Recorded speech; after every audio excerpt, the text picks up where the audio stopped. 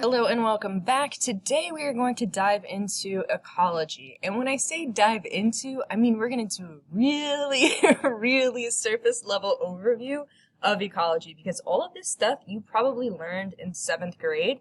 And so I'm not going to spend a ton of time on it. This is just sort of bringing it back to the forefront of your mind and hopefully just making those neurological connections we've been trying to make all year. So let's get started.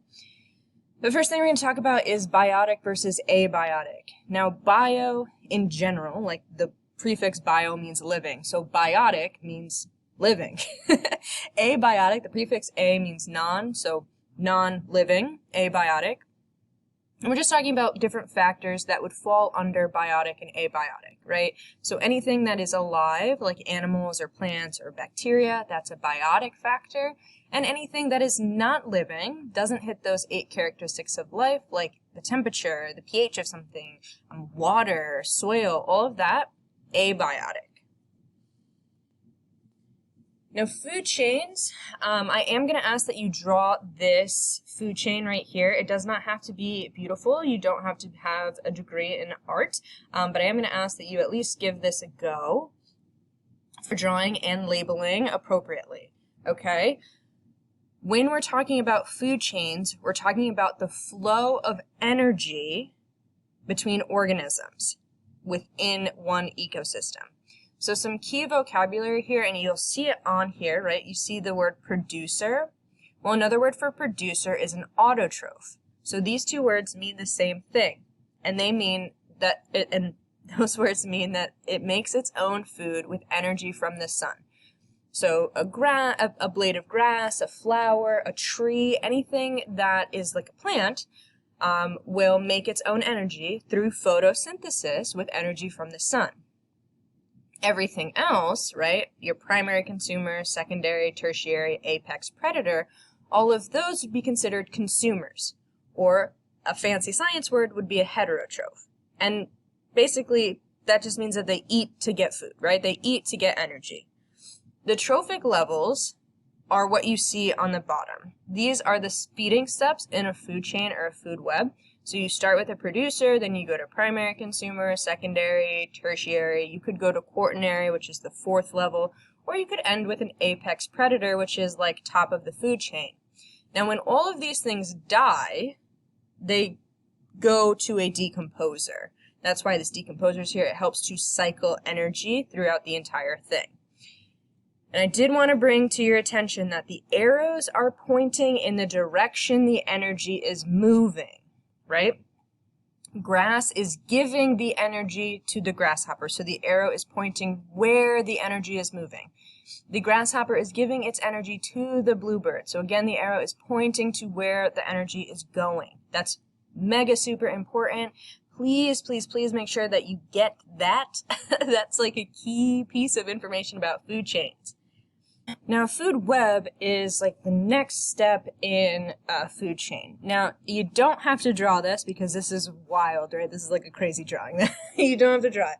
But a food web just shows many food chains put together. So you see that this on the left-hand side is like a typical food chain, right? You have the sun coming into the grass, and it has a one-way circle that shows the direction of energy. It's just one thing. There's no interlocking arrows. There's no crisscrossing. It's just a very straightforward food chain. But on the right-hand side, you have all of these different arrows that are pointing to all these different things because typically in an ecosystem, you can eat more than one organism, right? I don't know about you, but I eat lots of different things. I don't strictly, exist on, I don't know, hummus. I love hummus. That's what I had for lunch today. So if I did, then I would only eat, right, chickpeas. But I don't do that. I exist on way more than just one item of food. And that's the same thing for all of these organisms that live in this ecosystem. They can eat multiple things. And so this food web is showing all of the different opportunities that they have to get energy. You'll notice that the arrows are still pointing to where the energy is going, and that's mega super important. So again, please note that arrows point where the energy is going. Now, ecological pyramids show how the energy moves from trophic level to trophic level. There are three different types, but we typically talk about the energy pyramid, but you can make a pyramid based off of numbers, right? How big the population is at each level. The energy, which is the amount of energy available to use for all of those organisms, or the biomass, which is the total weight of organisms within that level. Again, we usually focus on energy, and you can see that here. This is an energy pyramid, and you can see like the producers get 100% of the energy because they're getting it from the sun. And as you move up, the amount of energy that is transferred is only 10%. So 10% of energy is transferred between trophic levels, and the other 90% is used. So you could use it to do like normal everyday work things like, I don't know, walking, eating, digesting, building a house, shelter, whatever it may be. And some of it is going to be lost as heat, which is just a byproduct of work. So like as you guys are probably in PE or something, you realize that you get hot, right? And so your energy is actually being released as heat as you are using up some of the energy that you have for work. Some of it is being released as heat at the same time. And so as you move up the energy pyramid, or as you move up trophic levels, this is important to note, only 10% will move on. 10% only. Maybe like highlight that part.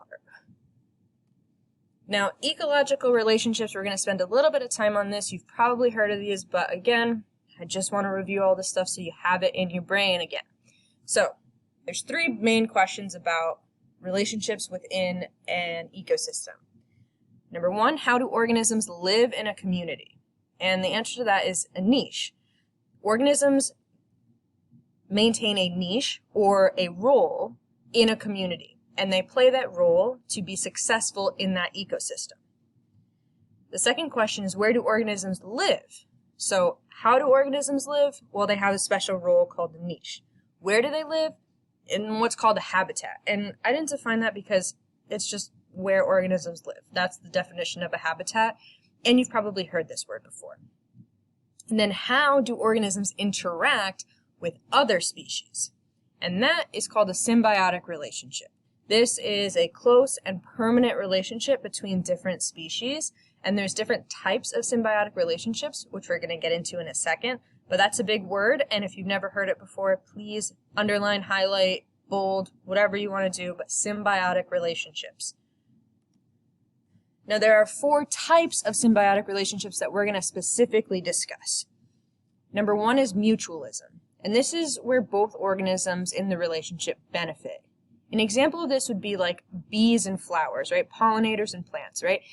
Bees get food from the plant that they are pollinating, right? They land on a plant, they can get nectar from a flower, and then they're able to go to a different flower and pollinate a different flower. So the flower benefits because it can reproduce that way, and the bee benefits because it can get some food. So both organisms benefit. The second type is parasitism, where one organism benefits and the other is harmed. An example of this would be ticks and deer. If a tick lands on a deer and attaches itself to the deer, the tick is going to benefit, right? It's getting food now. It's getting the blood of the deer. The deer is going to be harmed. It does not want a tick on it, just like humans don't want ticks on themselves. The deer is being harmed by this tick while the tick is benefiting. The third type of relationship is commensalism. This is when one organism benefits and the other is just totally not affected. This would be like barnacles and whales. So in this image, barnacles will like suction cup themselves to a whale, whether it's on like their face or their fins or their tails. And they can basically like hitch a ride and move around the ocean like this. And whales just don't really care. They're not really benefited. They're not really harmed. They just sort of coexist in this relationship. And then finally, predator-prey. We've talked about this before, but one organism kills another for food. An example of this could be a fox and a rabbit. The fox will chase the rabbit and eventually kill it for food. And then our last slide is types of heterotrophs. This is just to make sure that you know these terms and to make sure that you understand like the science definition that we're going to use for them. There are 5 types of heterotrophs we're going to talk about. Number 1 is an herbivore. This is something that eats only plants, like a deer. No meat, only plants. They are a primary consumer. A carnivore is something that will kill and eat only other animals. So they only eat meat. An example of this would be a lion. I'm sure you can think of others, but lion was like the first one that came to my head. An omnivore is something that eats both plants and animals. An example of this would be humans, right? We eat a variety of things, including both plants and animals. The 4th example is a scavenger. And a scavenger doesn't kill, it just eats animals that have already died. So if the animal is dead, they will scavenge, right? They will eat they will eat that animal, but they will not kill it. They will never kill an animal. They'll just benefit from its death. An example of that would be a vulture. And then finally, a decomposer. We talked about this in the food chain slide, but a decomposer will break down dead organisms and recycle nutrients. This doesn't have to be an animal. This could be plants as well. When like a tree falls in the forest, it can be broken down and those nutrients in the tree can be recycled. And the same thing can happen for if like an organism dies in the forest or anywhere in the ocean, right? They can break down these organisms and recycle nutrients. Examples of this, you can think of this as the FBI, fungi, bacteria, and invertebrates. So the FBI. Invertebrates is anything without a spine, so worms, snails, things like that. The big thing would be like worms, maggots, stuff like that. So anything that recycles nutrients would be considered a decomposer. Now I hope this wasn't too crazy and this just unlocked some memories for you. Wasn't anything new. We're going to practice some of this in class though. So great job. Proud of you. See you later.